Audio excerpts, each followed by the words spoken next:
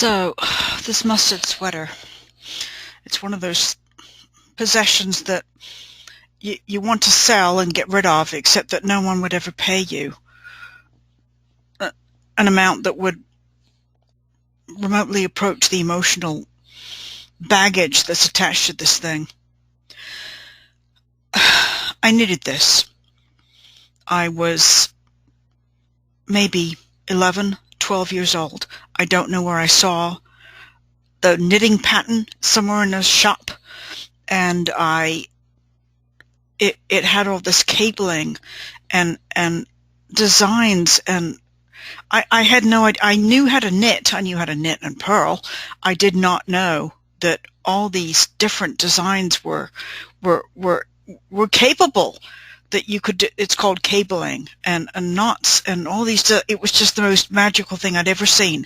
And I bought the knitting pattern, and somehow I badgered my mum into taking me to probably the Woolworths and buying enough wool, which Americans call yarn, to knit this thing. And my mother from the get-go was just scoffed. She did not know how to do these designs, and the knitting pattern explained it very well. And she scoffed that I would ever pull it off, and basically bet me $10 that I would never finish the thing, which was, it was vile on her part. And so I actually did knit this thing. It took me about a year. There are several places where I looked back and I saw I had done a knit when I meant to do a purl, and I had to take the whole thing off the needles and unravel 10, 20, 30 hours of work to go back to the stitch that I'd screwed up and do it over, and I did. I don't know why I've kept this thing all these years, other than that at that moment, in that time, it symbolized that I was so amazingly capable and so determined and so perfectionist that I actually did finish it, and my mother actually did pay me the $10. And I think the whole thing was some desperate attempt to actually get my mother to compliment me just once in my life. When you turn the sweater inside out, that's what knitters do. It's one thing to what it looks like on the outside, but let's turn it inside out and look at the inside, and it's still perfect. Every loose thread has been sewed in. You can stare at this thing. There isn't a single flaw. I didn't make one knitting mistake. Not one stitch was wrong and was still in there. This is about a year of work, really. Every single, you can scrutinize this thing all day long. I did not make a single mistake that I left in. I fixed all of it. Again, I was 11 or 12 years old. This was phenomenal, and I hold on to this thing because I can't. If I gave it to Goodwill, they would probably throw it in the dumpster. If I put it in a yard sale, somebody's going to offer me $1, not knowing how much sweat and labor and everything else went into this thing. I don't know what I was aiming to achieve. What was I trying to prove? I think I was trying to prove that I was far more capable than my mother ever would give me credit for, and that was true. I think it was also, to some degree, my very first attempts at escaping from the caged life that my mother had in mind, that I was going to be as much a slave to outside forces as she was. I did something that was considered inconceivable, and I pulled it off. And it was the very first step for me of saying, I don't care for this role that has been assigned to me. My mother has decided already that my role in life is to be the life support system to a vagina, and beyond that I have absolutely no worth.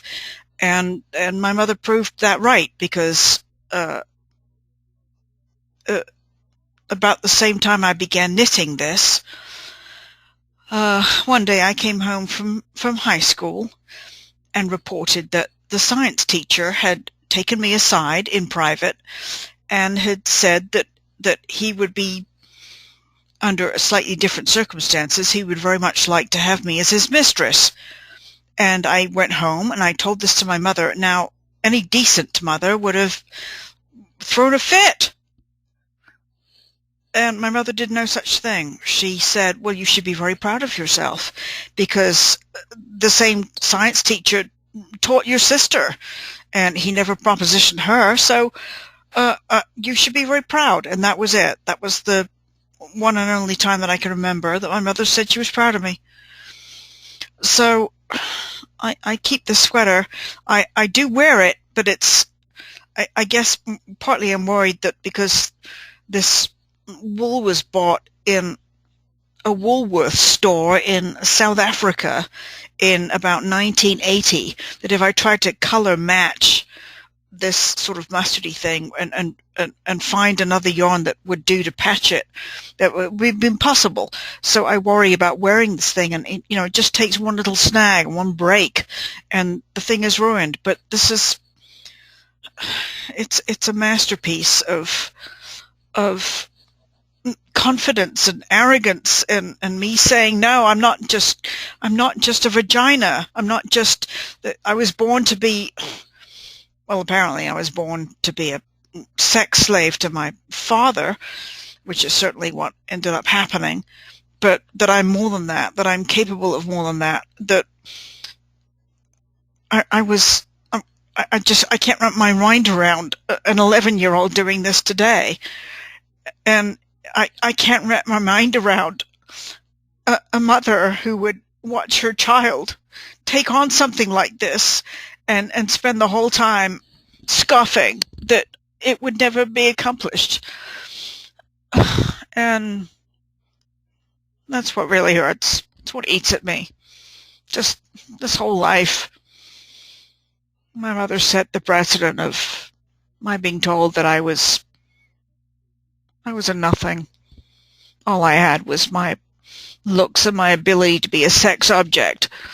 And I guess I hold on to this sweater because I'd like to sell it, but I want the person who takes it to know the amount of labor and the amount of emotion and the amount of effort that went into it and what it represented. It was a little child sex slave to her dad, thanks to Mom, desperately trying to say, I'm more than just a sex object. I'm a person, and I have a brain, and I can do things, and I can do amazing things. And at the end, it didn't matter to my mom, but I guess it mattered to me because I've held on to this sweater all this time.